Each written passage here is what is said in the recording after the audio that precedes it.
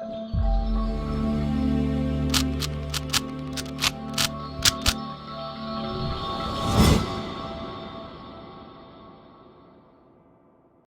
guys, welcome to Viva Classes. I hope you like my videos. If you like my videos, please like, share and subscribe our channel. देखिए हमारी videos के पीछे एक ही फंडा है, कम time में concept ज़्यादा, और वो भी आपको समझ आए इस बात की पूरी कोशिश करते हैं हम लोग, क्योंकि हमें पता है कि आपका समय बहुत कीमती है। आप देखेंगे कि आधे घंटे में 1 घंटे के कंसेप्ट को हम क्लियर करते हैं, जो 1 घंटे का ट्यूशन टाइम होता है। तो चलिए फटाफट से आज हम डिस्कस करेंगे पार्ट 5, जो कि इस चैप्टर का लास्ट पार्ट है। तो क्लास 12 बिजनेस स्टडीज चैप्टर है हमारा प्रिंसिपल ऑफ मैनेजमेंट। पार्ट 5 में हम डिस्कस करेंगे कि प्रिंसिपल ऑफ मैनेजमेंट के फीचर्स क्या होते हैं और उसका सिग्निफिकेंस क्या है, यानी इंपॉर्टेंस क्या है। तो पहले हम जान लेते हैं, एक बार मीनिंग को रिवाइज कर लेते हैं कि प्रिंसिपल्स का मतलब क्या होता है। तो principles of management are basically the guidelines, यानी अब आपने अगर प्रिंसिपल्स पढ़ लिए हैं तो आपको और अच्छे तरीके से सिग्निफिकेंस समझ में आएगा, क्योंकि जब तक प्रिंसिपल नहीं पता होते तब तक प्रिंसिपल की इंपॉर्टेंस भी समझ में नहीं आती। अब आपके लिए, क्योंकि आप हेनरी फियोल और टेलर के प्रिंसिपल समझ चुके हैं, तो आपको इनकी इंपॉर्टेंस भी समझ आएगी। तो पहली बात तो ये गाइडलाइंस है।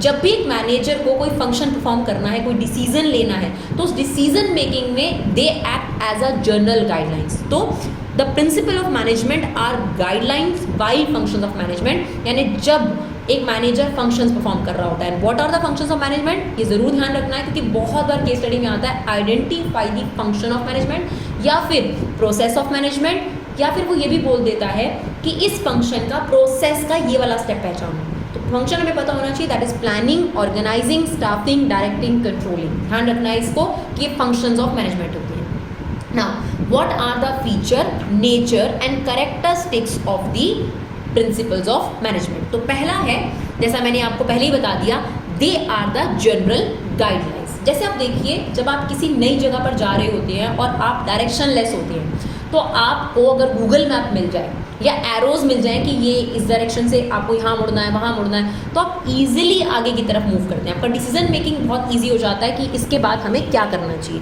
सिमिलरली एक मैनेजर के लिए ये जो प्रिंसिपल्स हैं, ये आगे बढ़ने की क्या है, जनरल गाइडलाइंस हैं, गूगल डायरेक्शंस हैं। शॉर्ट फॉर्म में हम इसको ऐसे बोल सकते हैं, गूगल डायरेक्शंस हैं। तो they provide guide to actions, but ये कोई रेडीमेड सॉल्यूशंस नहीं है प्रॉब्लम का, लेकिन ये मदद जरूर करेंगी आपको, राइट।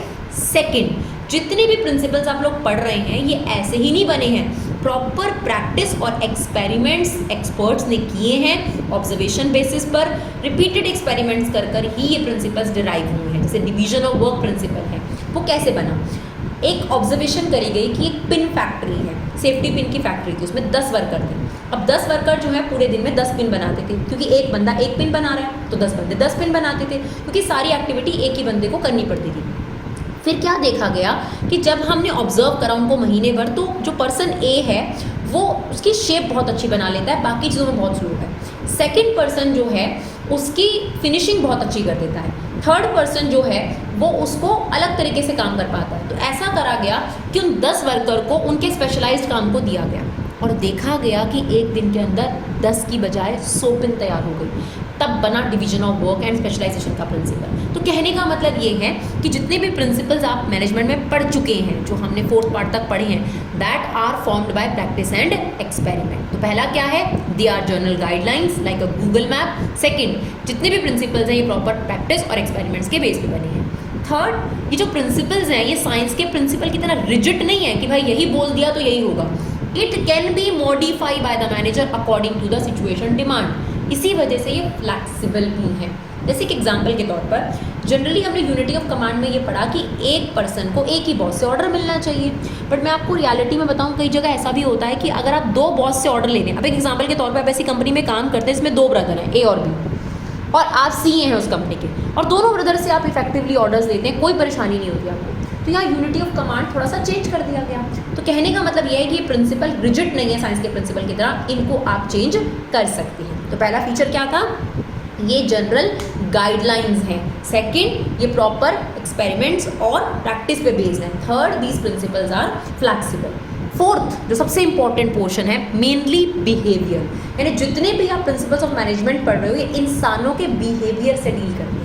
साइंस की तरह ये चीज़ों से या थिंग्स से डील नहीं करता, साइंस तो क्या हर चीज़ से डील करता है, लेकिन जितने भी ये प्रिंसिपल हैं ये फ्लैक्सिबल इसलिए रखे गए हैं क्योंकि जो इंसान का बिहेवियर है ना वो बहुत अनप्रेडिक्टेबल है। मतलब एक इंसान एक टाइम में 8 बॉस से भी अगर ऑर्डर ले रहा है तो बहुत अच्छा परफॉर्म कर रहा है, और वही सेम पर्सन एक बॉस से ऑर्डर लेके भी कंफ्यूज हो रहा है। तो इंसान का जो बिहेवियर है, ह्यूमन बीइंग का जो बिहेवियर, वो बहुत अनप्रिडिक्टेबल है। इसीलिए ये जो प्रिंसिपल्स हैं इनको फ्लैक्सिबल रखा गया, क्योंकि ह्यूमन बीइंग का बिहेवियर बड़ा अनप्रिडिक्टेबल और चेंजेबल है। तो अकॉर्डिंगली जो है इन प्रिंसिपल्स को भी चेंज किया जा सकता है। मेनली बिहेवियर, राइट, तो based on human behaviour. Fifth है कंटीजेंट। सिचुएशन जैसा डिमांड करती है वैसे इन प्रिंसिपल को अपना लिया जाता है। अब बहुत बच्चे कहते हैं कि मैम थर्ड और फिफ्थ तो सेम है, बिल्कुल सही बात है आपकी, लेकिन यहाँ पर क्या है, ये बोला गया है कि ये प्रिंसिपल सिचुएशन के अकॉर्डिंग जो हैं वो बदलने पड़ते हैं। और फ्लैक्सिबल का मतलब ये है क्योंकि कंटीजेंट है, ये बदल सकते हैं, इसलिए मैनेजर अपनी अकॉर्डिंग टू नीड उनको बदल देता है। तो मोर और लेस ये सेम ही पॉइंट है। सिक्स्थ, यूनिवर्सल एप्लीकेबिलिटी है। जितने भी प्रिंसिपल्स आपने पढ़े, चाहे यूनिटी ऑफ कमांड है, इक्विटी है, रेम्यूनरेशन ऑफ एम्प्लॉई है, डिवीजन ऑफ वर्क है, ये सारे प्रिंसिपल जब आप सुनते हैं तो आपको पता लगेगा कि ज़्यादातर ऑल ओवर वर्ल्ड जितनी भी बिजनेस ऑर्गेनाइजेशंस हैं, even non business organisation also, but business organisation mainly ये प्रिंसिपल्स फॉलो करती हैं मेजरली। तो it is followed by all types and all sizes of organisation, इसलिए इनको यूनिवर्सल एप्लीकेबल भी बोलते हैं। लास्ट फीचर है, इन प्रिंसिपल में साफ साफ ये बताया गया है कि कारण क्या है इन प्रिंसिपल को फॉलो करने का, और अगर आप इन्हें फॉलो नहीं करते हैं तो क्या इफेक्ट देखने को मिलेगा। तो कॉज एंड इफेक्ट रिलेशनशिप पे बेस्ड है। तो अब नट शेल में देखिए सबसे अच्छा तरीका होता है किसी भी चीज़ को लिखने का, अब फीचर्स को साथ में लिख दो, ठीक है, कि फीचर्स क्या थे। फीचर्स में हमने पढ़ा दे आर जनरल गाइडलाइंस, ठीक है, एक ही जगह लिख लो, फीचर्स का एक ही पॉइंट बना लो। फीचर्स क्या है प्रिंसिपल ऑफ मैनेजमेंट के, they are general guidelines formed by practice and experiment, ठीक है, कीवर्ड्स, और ये क्या है, फ्लैक्सिबल है, यानी सिचुएशन के अकॉर्डिंग चेंज हो जाते हैं, मेनली ह्यूमन के बिहेवियर पे डिपेंडेंट है, राइट, कंटीजेंट है, यूनिवर्सल एप्लीकेबिलिटी है इनकी, और कॉज एंड इफेक्ट रिलेशनशिप पर बेस्ड है। अगर आप ऐसे लिखेंगे ना किसी पॉइंट को, तो एक तो ये एक लाइन दिख रही है और याद करने में बहुत आसान हो जाएगा, राइट। तो हमने फीचर्स कर लिए, अब हमारी बारी आती है इंपॉर्टेंस या significance of principal of management. तो देखिए पहला इंपॉर्टेंस या सिग्निफिकेंस क्या है, फायदा क्या है प्रिंसिपल ऑफ मैनेजमेंट का, तो provide manager useful insight into reality. तो मैंने इसको कुछ इस तरीके से समझाया, ट्रेलर बिफोर मूवी, भाई मूवी आने से पहले अगर ट्रेलर दिख जाता है तो मूवी का थोड़ा बहुत आइडिया मिल जाता है ना, बिल्कुल इन प्रिंसिपल्स का फायदा मैनेजर को सेम यही होता है। रियलिटी में जाने से पहले की इनसाइट है, इनसाइट मतलब ट्रेलर दे देता है कि भाई जब तुम रियल में सिचुएशंस में जाओगे ना, बिजनेस में जाओगे, तो तुम्हें जो फेस करना पड़ेगा उसकी थोड़ी सी गाइडलाइंस तुम्हारे सामने पहले से, तुम्हें थोड़ा सा आइडिया हो जाएगा, जस्ट एन आइडिया।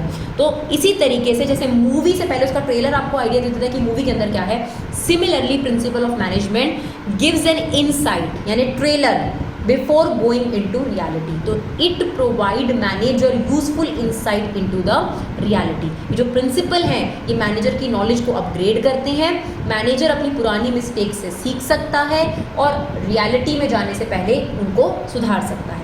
सेकेंड और इम्पॉर्टेंस है, सिग्निफिकेंस है इसकी, कि जो प्रिंसिपल ऑफ मैनेजमेंट है वो इस बात पे फोकस करता है कि इफेक्टिव एडमिनिस्ट्रेशन हो, यानी कंट्रोल अच्छे से हो ऑर्गेनाइजेशन में और रिसोर्स बर्बाद नहीं होने चाहिए। जैसे डिवीजन ऑफ वर्क क्या कहता है, काम को बांटो, कॉम्प्लेक्स काम को बांटो, उसे उन लोगों को दो जो उस चीज़ के एक्सपर्ट हो। अब वो एक्सपर्ट होंगे तो उस काम में टाइम बर्बाद नहीं करेंगे, पैसा बर्बाद नहीं करेंगे कंपनी का, ठीक है ना।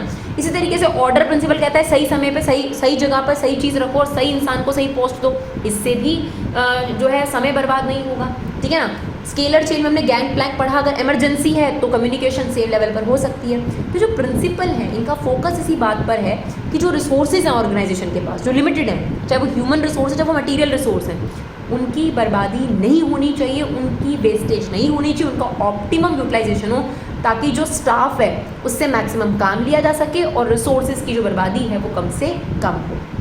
तो दो हमारे पास इंपॉर्टेंस हो गई कि ट्रेलर बिफोर मूवी और इफेक्टिव एडमिनिस्ट्रेशन को एश्योर करता है। थर्ड है, जितने भी डिसीजन हम इन प्रिंसिपल्स को पढ़ने के बाद लेते हैं वो सोचे समझे और लॉजिकल डिसीजन होते हैं। इसीलिए ऐसा बोला जाता है कि after going through these principles your decision are scientific decision, यानी थॉटफुल डिसीजन होंगे आपके, ऐसे ही कुछ भी कर दोगे आप, थॉटफुल डिसीजन होंगे, प्रॉपर लॉजिकल पे बेस्ड होंगे और फ्री फ्रॉम बायस्ड होंगे। यानी बायस्ड का मतलब क्या होता है, आप किसी के फेवरिज्म नहीं शो करोगे, आप काम के बेसिस पर उसको दोगे। जैसे हमने पढ़ा था इक्विटी प्रिंसिपल में क्या था, किसी बेसिस पर दो वर्कर्स के बीच में डिस्क्रिमिनेशन नहीं करना, ना फेवरिज्म शो करना है। तो फ्री फ्रॉम बायस होने के लिए एश्योर करता है प्रिंसिपल। तो पहला क्या इंपॉर्टेंस था इसका कि ये रियलिटी में जाने से पहले की इंसाइट प्रोवाइड करता है, एश्योर करता है कि इफेक्टिव एडमिनिस्ट्रेशन हो और यूटिलाइजेशन ऑफ रिसोर्सेज सही से हो। थर्डली हमने पढ़ा कि आपके पास डिसीजन जो है वो काफ़ी लॉजिकल होते हैं आफ्टर दिस प्रिंसिपल्स। फोर्थ है कि एनवायरनमेंट जिसमें बिजनेस ऑपरेट करता है, आपको पता है वो चेंज होता रहता है, टेक्नोलॉजिकल एनवायरनमेंट चेंज होता रहता है, समाज में चेंज आता रहता है, कस्टमर की प्रेफरेंस बदलती रहती है। तो ये जो प्रिंसिपल्स है ना, क्योंकि एनवायरनमेंट बदलता रहता है इसलिए ऑर्गेनाइजेशन को बदलना पड़ता है काफ़ी चीज़ों में, तो ये प्रिंसिपल्स काफ़ी फ्लैक्सीबल है। तो ये अकॉर्डिंग टू द नीड जो है ये मॉडिफाई हो जाते हैं, इनकी खासियत है, क्योंकि बदलाव आया, बदलाव के अकॉर्डिंग आपको बदलना है। अब देखिए पहले क्या होता था, ये डिवीजन ऑफ वर्क प्रिंसिपल कहाँ फॉलो होता था, बहुत सारी ऑर्गेनाइजेशन में एचआर मैनेजर हुआ ही नहीं करता था। आज के टाइम में आप देखो सोशल मार्केटिंग मैनेजर बहुत ज़रूरी है ना, जो सोशल मार्केटिंग करेगा आपके प्रोडक्ट की। पहले ऐसी ज़रूरत नहीं थी, अब सोशल मार्केटिंग के बिना तो बिजनेस ग्रो ही नहीं करता। तो आप ये देखो कि जैसी डिमांड होती है वैसा ही प्रिंसिपल्स में थोड़ा बहुत चेंज किया जा सकता है, राइट। उसके बाद है ये जो प्रिंसिपल है ये सोशल रिस्पॉन्सिबिलिटी को भी फुलफिल करते हैं। कैसे? आपने इक्विटी प्रिंसिपल देखा जिसमें यही कहा गया ना कि आप किसी भी तरीके की डिस्क्रिमिनेशन नहीं करेंगे, सबको बराबर देंगे। रेम्यूनरेशन ऑफ एम्प्लॉय क्या करते हैं, उनको फेयर रेम्यूनरेशन दो। तो ये सामाजिक रिस्पॉन्सिबिलिटी फुलफिल करना ही तो है। देखिए सामाजिक रिस्पॉन्सिबिलिटी फुलफिल करने का मतलब डोनेशन नहीं होता, इसका मतलब यही होता है कि आपके जो वर्कर्स हैं, आपके जो एम्प्लॉई हैं, आपके जो कस्टमर्स हैं, आप उनके प्रति जो है वो सही रहे। तो वो सोशल रिस्पॉन्सिबिलिटी ये प्रिंसिपल इंश्योर करते हैं। लास्ट और वेरी इंपॉर्टेंट, ये जो आप थ्योरी पढ़ रहे हैं, जितना भी प्रिंसिपल्स पढ़ रहे हैं, बिजनेस स्टडीज़ पढ़ रहे हैं, ये सारा क्या है? जब आप कल को प्रोफेशनल कोर्सेज करेंगे, MBA या BBA वगैरह, उनकी जो थ्योरेटिकल नॉलेज है वो आपको पहले से ही मिल गई है इन प्रिंसिपल्स के थ्रू। ये इनका मेन फायदा है, राइट। तो आपके पास इंपॉर्टेंस को अगर हम रिवाइज करें तो इंपॉर्टेंस में क्या क्या चीज़ें थी आपके पास? एक तो ये इंसाइट प्रोवाइड करता है रियलिटी की, यानी जाने से पहले ही रियलिटी के बारे में नॉलेज मिल जाती है। सामान या रिसोर्सेज बर्बाद नहीं होने देता। लॉजिकल डिसीजंस होते हैं हमारे, हमें चेंजिंग एनवायरनमेंट के अकॉर्डिंग प्रिंसिपल्स को चेंज कर लेते हैं, सोशल रिस्पॉन्सिबिलिटी फुलफिल करते हैं, और ये हमें कल को जो प्रोफेशनल कोर्स करेंगे उनकी थ्योरेटिकल नॉलेज देते हैं। तो आप देखिए लेस देन 15 मिनट में हमने आपको ये जो पार्ट है ये क्लियर करा है। अगर आपको हमारे वीडियो यूजफुल लगे और लगे कि हमने आपके समय की बचत करी है तो इन्हें शेयर ज़रूर करिए। Thank you so much guys for love and support, keep supporting your classes.